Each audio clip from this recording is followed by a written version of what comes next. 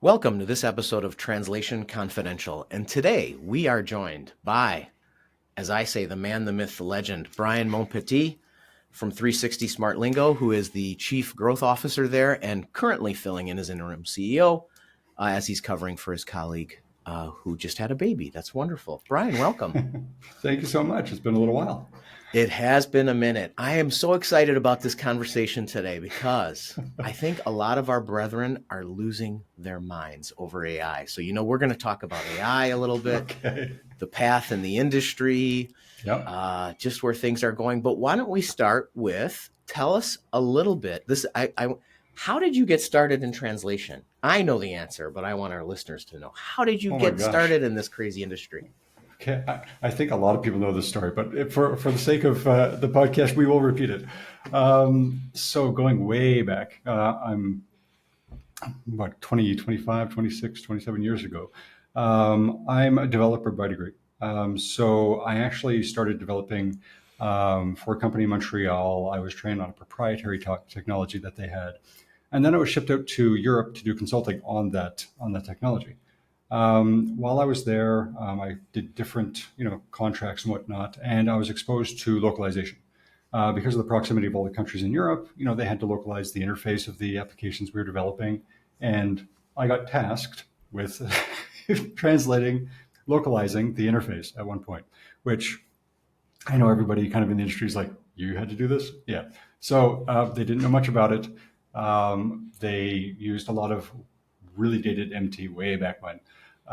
But the whole idea was to be able to separate content from interface. So that was kind of my first exposure to localization.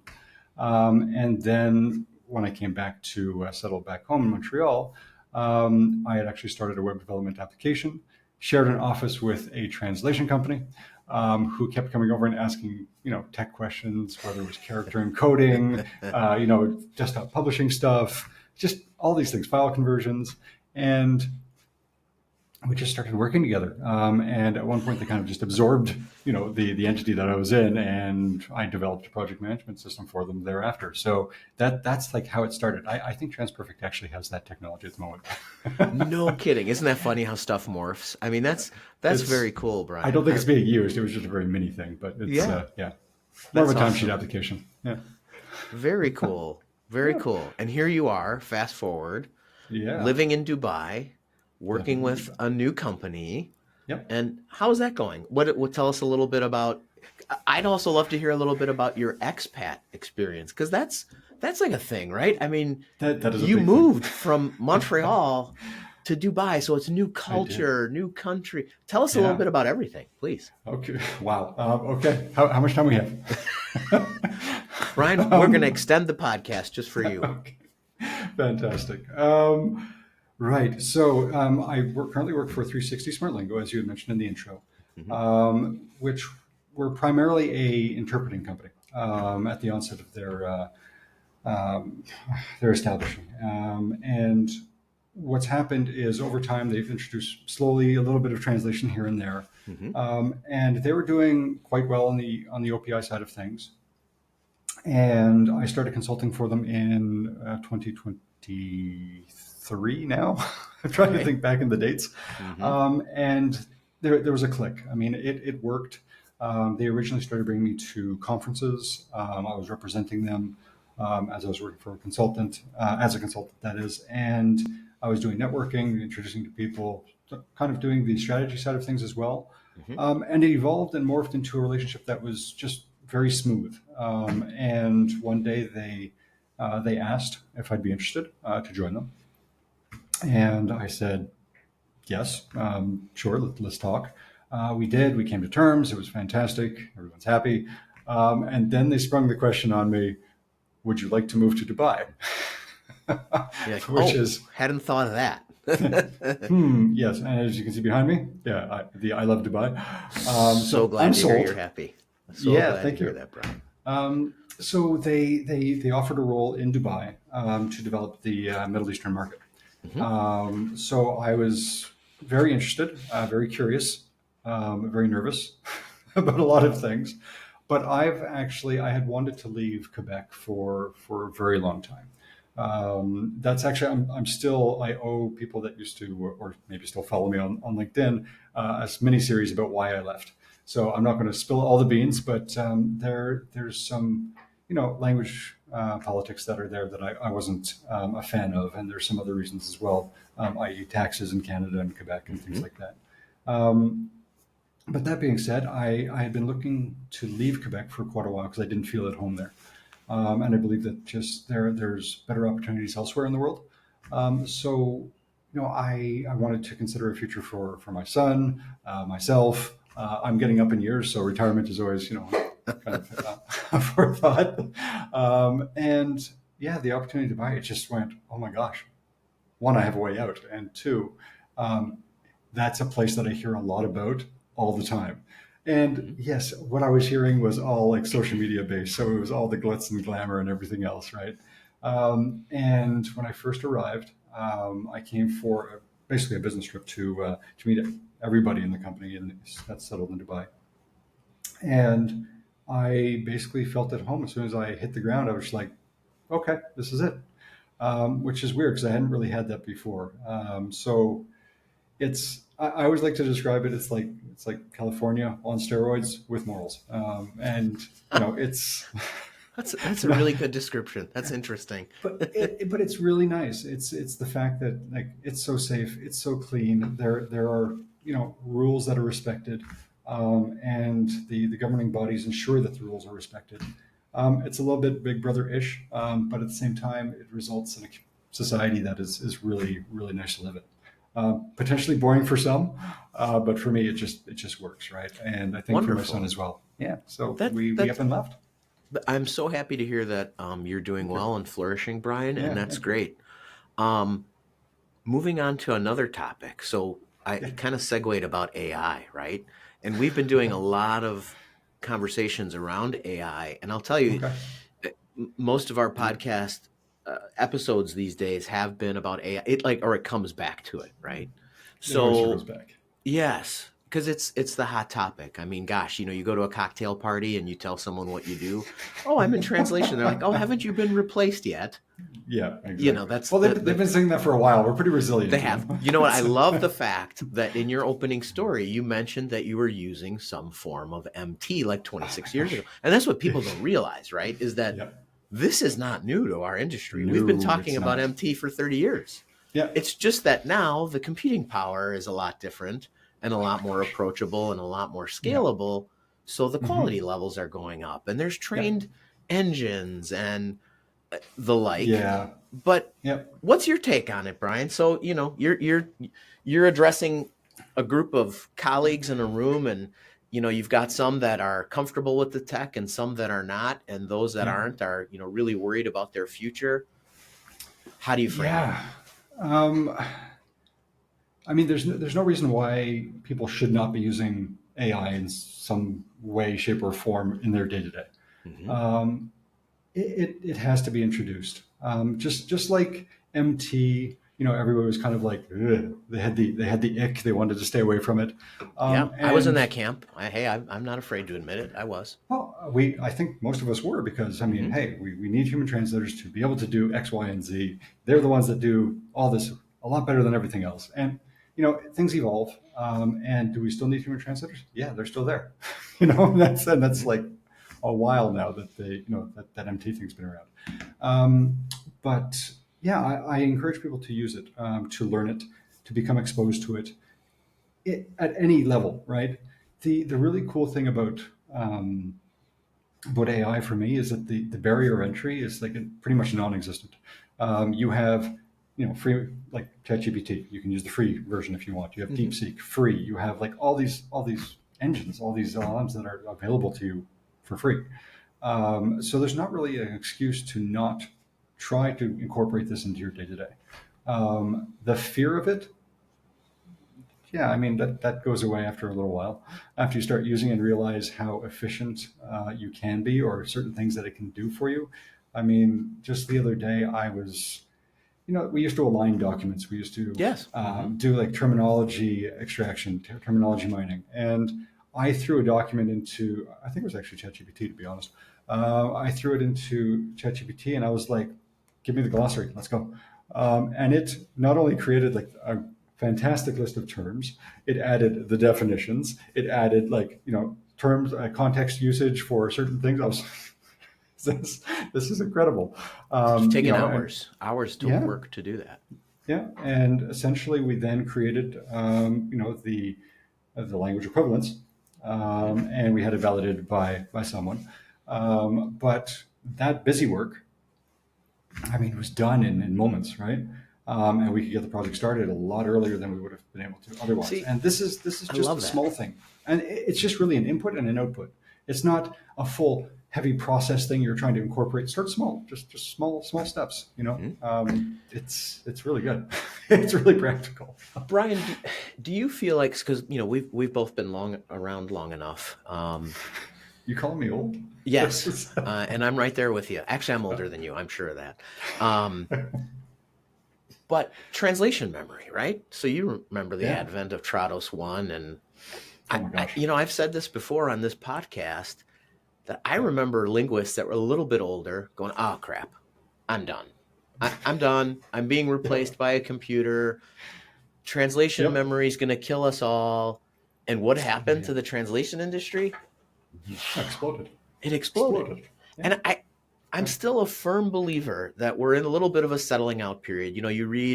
I read, what was it? A couple reports. Was it Nimsy, Slater? I think Yeah. the Elion, Global You're you're Elion you're, folks. you're well read. Yes. Thank you. And they're all kind of saying the same thing. It was kind of a year Yeah. of retrenching for a lot of agencies. Some kind of Yeah. went sideways in terms of not, high Yeah. growth or low growth. Hmm. Um, because of people retrenching with AI. And I think once that Yeah. retrenching occurs and people figure it out, it's going to happen again. And Yeah. some people point to the compression of the numbers on the whole industry. And I'd love to see where your thoughts are on this. So last year we went to DevLearn, which is a big, e-learning Yeah. show. And Yeah. I mentioned this on our last episode that 2 years ago I went and there were a handful of companies that had translation as a feature. Okay. And then when we went last year, there was a handful of companies that didn't have it. So it Mm. just totally inversed. So Yeah.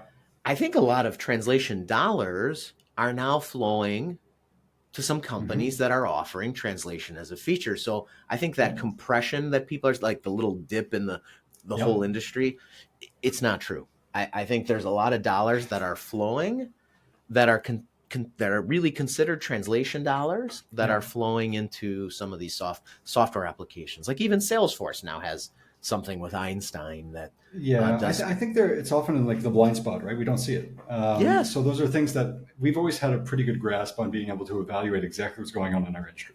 Um, you know, from the actual departments within larger corporations to the small mom and pop LSPs.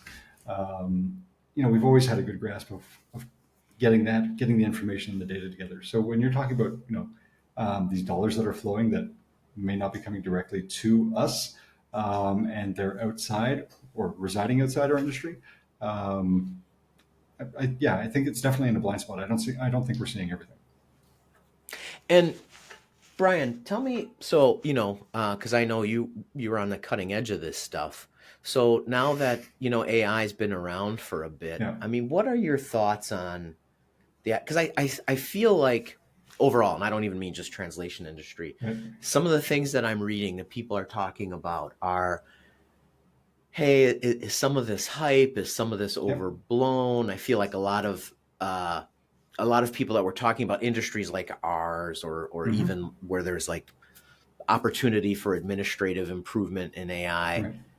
um, they're discovering that yes, there was a little bit of hype. It's not going to cure all the problems. It's going to cure a lot of the problems or a lot of administrative stuff. What's your read on that now that the technology's been around for a bit? You know, again, I know there's a lot of people that are not leveraging it as they should. They're just not getting into it. So again, going back to what I said earlier, I think just they have to start. They have to jump in. Um, one of the amazing things that I'm seeing is there are so many people now that are curious. And I love people that are curious, that want to learn and dive in. I have people people that I've met, people that I know that are friends that were in one industry and they've kind of completely changed directions, focusing entirely on AI, understanding that it's not going anywhere. It's going to be ever present at this point. It's evolving very quickly. There's a lot of opportunity. And these are people that are now using AI to create applications, phone apps, and I'm like, but you're not a developer. How are you doing this? And I had a friend recently that took me through it. They loaded up the AI engine. Actually, I believe it's called Cursor. It's AI coding. Essentially, you use your prompts to tell it exactly what you want, and it basically lumps out all this code that works. It's like, what? And I used it for something very, very simple, just as an example, to a motivational, web page that will give me a motivational quote based on how I'm feeling or something like that. And I entered something in and it kept feeding me, motivational quotes based on, oh, I'm feeling sad today or tired or this. And it was like, boop, boop, boop, boop, boop. I didn't code a thing. Isn't that crazy? Coming from the development background, I'm just like, what is going on? You look at the code, it's perfectly, formatted. We're somewhere else. We've gone beyond, just the simple, let's use it for admin. There's a lot of possibility that we're just not leveraging. And I think we all need to kind of jump in now to be able to take advantage of it. I love that description, Brian, because that's the way that I kind of see it as a force multiplier. And I think Yeah. even for our human translation friends, friends that are linguists and such, Yeah. I would encourage you to embrace and look into it a little bit, just like you did with translation memory 25, 26 years ago. 100%. I think the risks for me, like kind of where I've landed is I laugh sometimes because I think, I don't know if my analogy is on target, but I call the GPT, Chat GPT or Claude or whatever you're looking at, Yep. sort of analogous to your drunk uncle that can comment on any topic. Like the topic comes up, it's nuclear physics, and your drunk uncle, oh Yep. gosh, let me tell you about nuclear physics, because as you Awesome. dive deeper, Great. right? Because I think as you dive deeper, you realize that the weakness is it's that lack of humanity in the sense of, like, Brian, or if you and I were working on a task and we hit a brick wall, we might say, you and I are partnering. Hey, Brian, I ran into a brick wall. I need some help. Mm-hmm. It will not do that. It doesn't typically do that. It'll say, no, I got this. And then you're like, really? Can you validate that for me? Yeah. Oh, yeah. You So the have other to be day I was careful. trying, You do. right? Yeah. You have to be Yeah. careful because Yeah. it's overconfident, which in some ways I like. It's like, yeah, I got this. Let me write a Python script that will handle it. I was trying to do something the other day, like you talked about. I had an input and an output that was done manually. And I said, I'm going to teach you the parsing model. I was trying to create a parsing model. Oh yeah, I got this. So it starts, it writes a script. Yep, just upload your file. I got this. And then hit the button and it will download an Excel file. Hit the button, nothing. I just hit the button, nothing happened. Oh, sorry. Let me fix my model. I love that the button didn't work. Like it's apologetic at least. It was it was like, oh, I'm sorry. And that was Claude, so it was good, which I'm partial to because the founder's Italian. Well, sure. Yeah, because that's how I roll. No, it's very good. I find Claude, for me, at least just for me, the things that I'm trying to do, I find Claude to be a little more approachable. I like Anthropic. But I like ChatGPT too. I mean, it does some things, and but I have a friend of mine who's in private equity, and as a company, he said they're focusing on. He does a lot in healthcare, and in terms of AI plays, he says his group is focusing on companies that are using AI in kind of a narrower scope, like in other words, very much for process improvement that you can put your hands on and you can see the impact, versus like they're not going to invest in something like a ChatGPT competitor, something that's so broad. Instead, they're looking at how can someone use some of the tech that's out there, whether it's they're using chat, because we can all buy a commercial license to chat. Anthropic and use the API and call to it and do things. And I like that. I like that they're looking for something narrow, which is kind of what you said, right? It's like, Hit a single, do something small, right? Yeah, you start small. I mean, what I'm impressed with now. I was never a fan of like the team's environment. I was just like, eh. But I realized that what they're doing and how it's evolving is actually really impressive. So we've dealt with so many like fragmented, setups. Like we've got, the Google Suite, then we've got Slack, then we've got, all these different applications that we're dealing with just for our daily, our day to day operations. Mm-hmm.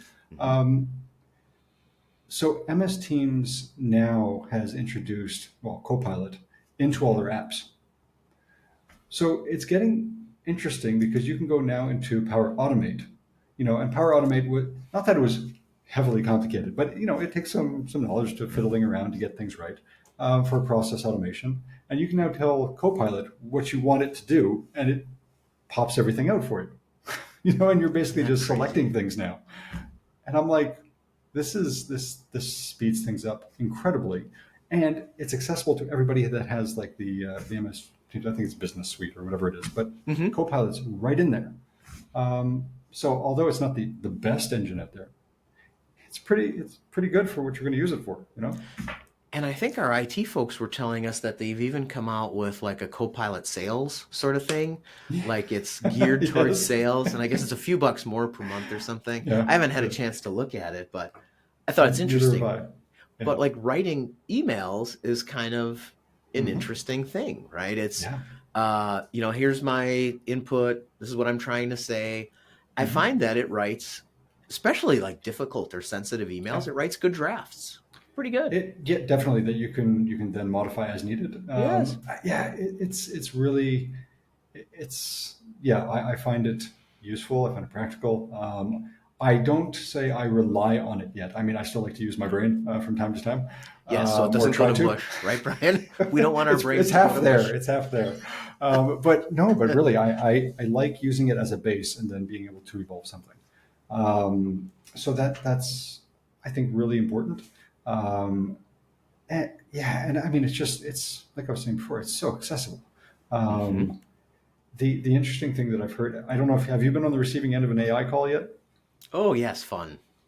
That I'm just like it's mind blowing. It's crazy. And it, I has a couple questions keyed up. My Yeah. favorite thing about that is the other day, someone called our support line. We offer over the phone interpretation, and someone called Right. into our support line, and one of my colleagues answered. And the first thing the person said is, I mean, I guess, and this was Jenny, I guess her voice is very soothing. It's very, Right. it's kind of even. And Yep. they said, "Are you a human or are you an AI bot?" Of course, she laughed. And, and the person, okay, you're human. Yep. Thought it was funny. Wow. I'm like, wow, It's people are keyed into that. Like, they're like, "Are we're you?" there. That Yeah, we're there. we're there. Yeah. But it's when you're on the receiving end. So I was on the receiving end of one, I'd say about a year and a bit ago, and there was that small delay between the my answers and it coming back with what I wanted to say. But I received one a couple of weeks ago, and it was a fluid discussion. I was like, oh, it was scary. That is Um, scary. and it was a sales call. So on top of it, it asked me questions about, and it opened up, it introduced itself, and it basically said that it's calling from X company about this product, and it said it's AI, and I was like, okay, and it's like, do you have a few moments for a couple of questions? I was like, at this point, I think they're leveraging the fact that everybody's kind of curious about this, but I was just like, Right. Now you're intrigued. It's like, oh, I'm I'm like, going to do yeah, this. I yeah, would do it too, and Brian, just to figure it out. Like, okay. And dude, it asked me like the first question, "How you doing?" I'm like, "I'm doing okay." I'm thinking to myself, I'm like, I'm talking to a AI like bot, right? I'm like, I'm Yeah. okay. And by reflex, I was like, "How are you doing?" And how was the and, AI doing?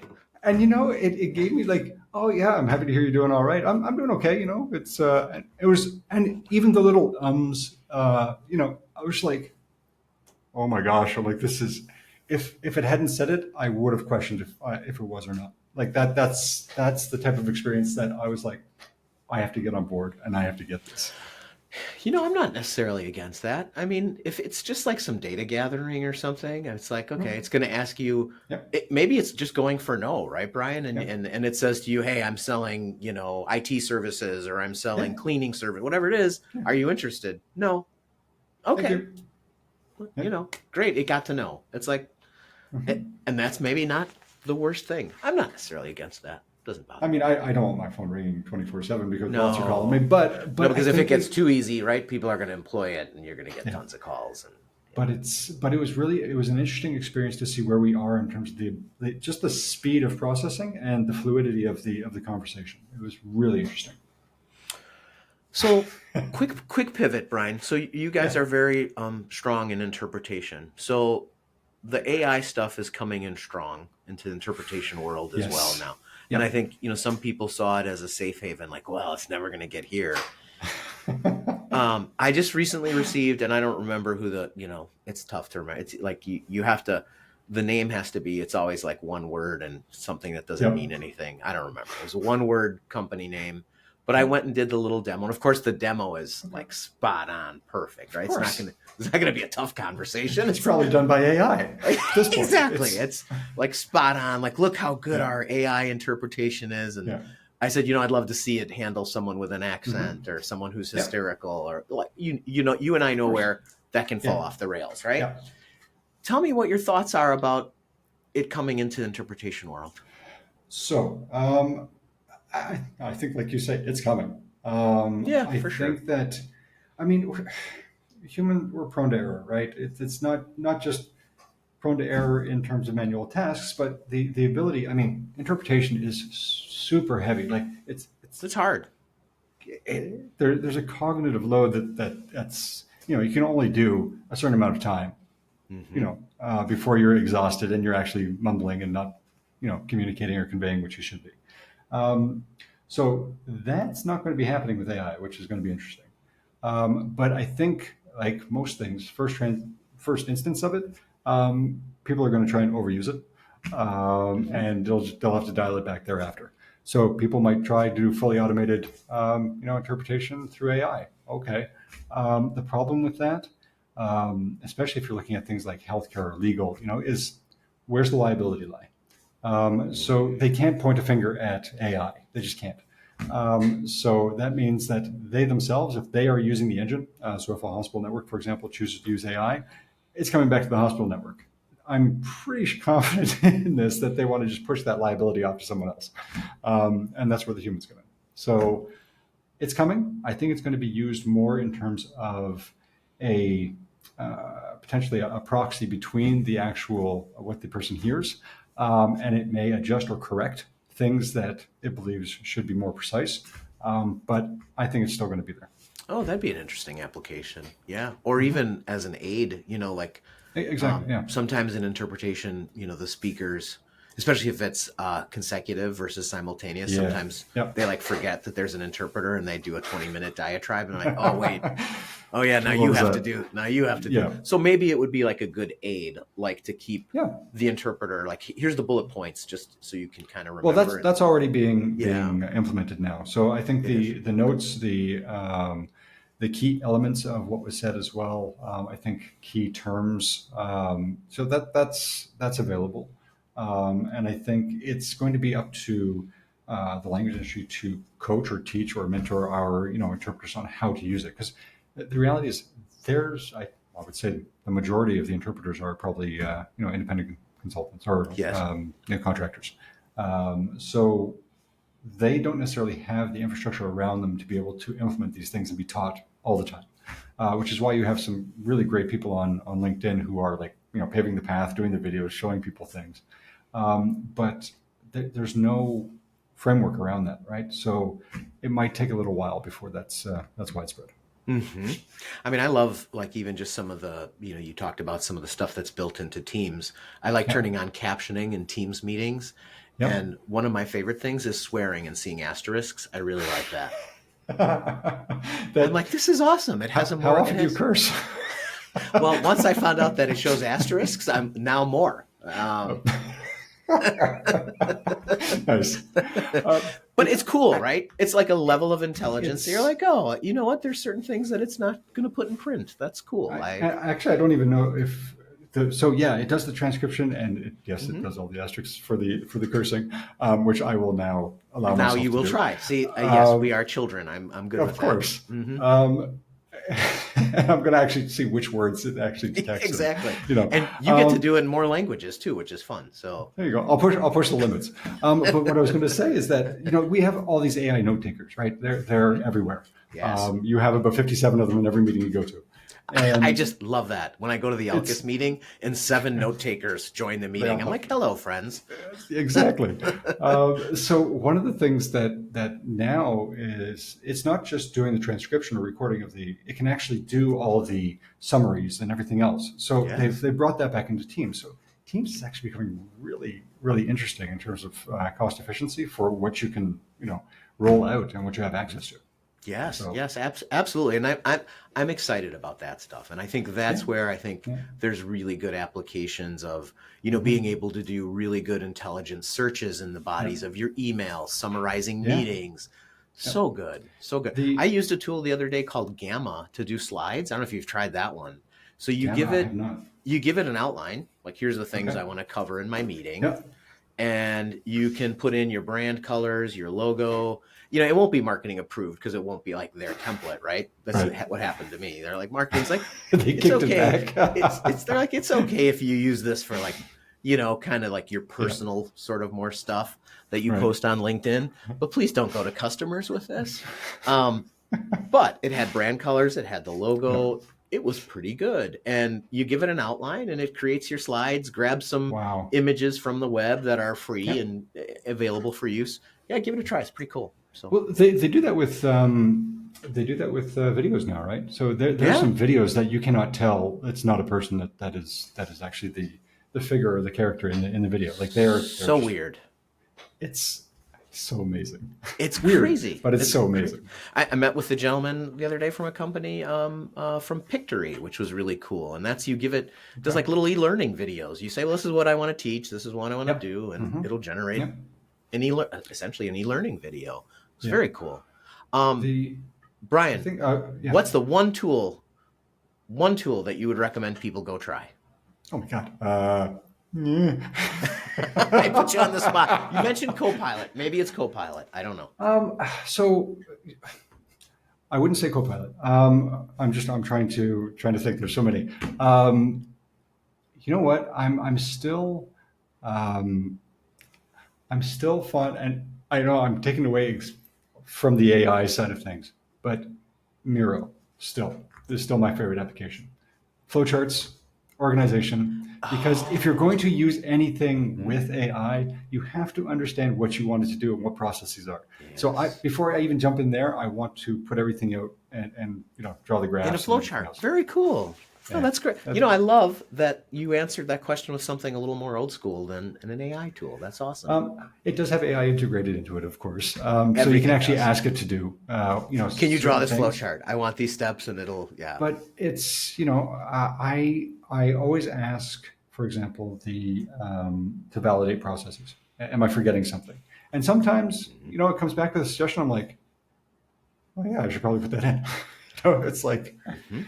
it's so It's a I get things great, validated. Yeah. great use of the application. I like Yeah. in HubSpot now they have, I think it's called Breeze or something like that, Breeze Yep. Yeah. Yeah. Intelligence, Yeah. Yep. and you can describe a report you're looking for. So what's nice Yes. is it Yeah. essentially does SQL joins, right? So it'll join the tables that you need, Yeah. which I hate. I'm not good at that. I'm going to tell you right now, I am not good. Our CTO who helps me with those things Yep. will tell you I hate writing SQL joins. The fact that it does that now, I'm like, oh, that's pretty cool. Hmm. Yeah, I It's love it. we're removing a lot of barriers, man. I mean, Hmm. the speciality that people had in terms of knowing a particular programming language and or development style, if you will, if they were just working on back end or front end, now you have full stack. Now all these things. I mean, this is all going away because you're able to use you know the AI to develop a whole bunch of different aspects of this, and Right? it's amazing. You can generate code, pop it in, and it goes. Like Yeah. the tools at GoDaddy and Wix, you describe a website that you want. I mean, it's quite a little generic, but Yeah. hey, it takes those barriers down. You're a new entrepreneur. You need to get a website up that doesn't look Oh, dude, ridiculous. you, It's you crazy. know, even getting your first set of like policies written, these types of things. You go in, you ask it for a policy, an antitrust policy. It'll pull it up, get it approved. But the busy work's done. It's there. It's your first draft. It's crazy. So, yeah, it's so convenient. You and I could talk for 3 days. We're almost at the time we usually end. So one of the things that we always end our podcast with is like, what's the biggest takeaway, or what's the one point that you really thought was important that we discussed today, or maybe one that we didn't cover. So Bryan, what would you say? What's your biggest takeaway, or what's something that you feel like we didn't cover that you would want to cover? Going back to the personal side with Dubai, one of the things you had asked about is I don't know if it was before we started recording or when we started, but the expat side. Yes.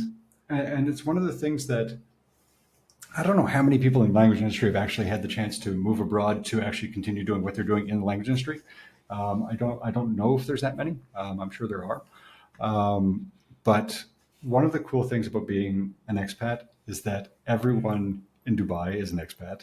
I'm not going to I'm not landing in Montreal where I'm like, one of the locals, and okay, there are some, but I think the expats make up like 80% of Dubai. It is the like how culturally and linguistically diverse it is. When I walk around, I hear every language. It's unreal, which makes it really, really cool. So I was going to say, like, I know we didn't get to talk about it, but the makeup of Dubai is where I feel most at home because of how diverse it is. And it just resonates with everything I've been doing in my career, right? So it's like, it's kind of this sweet justice where I came back to, like, full circle to being in a place that, has all these languages and all these different cultures and everything else. So from a takeaway, it's not so much a takeaway, it's more of a comment, but I think if we were going to say, as a takeaway, it's if you try and find a place that you can be happy and actually live what you do, it's incredible. I love that, Bryan. Yeah, you're right. I had asked you that question, and then, the AI Medusa dragged us in, and we went that way instead. So I'm glad you offered that. Yeah, my note taker told me we forgot it. So that's wonderful. That's awesome.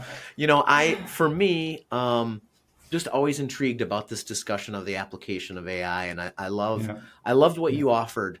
That, hey, listen, if you're afraid or a little tentative, that, hey, go look for a base hit, whether it's Copilot because it's accessible to you, or do a meeting summary or starting point. That's anything. It. Try something. Go, that saved me 10 minutes. Oh, that saved me 20 minutes. I love that, Bryan. I think that was, for me, that was probably the big thing that I took away from the whole discussion. So thank you so much for joining. And for this episode of Translation Confidential, this is Peter and Bryan signing off.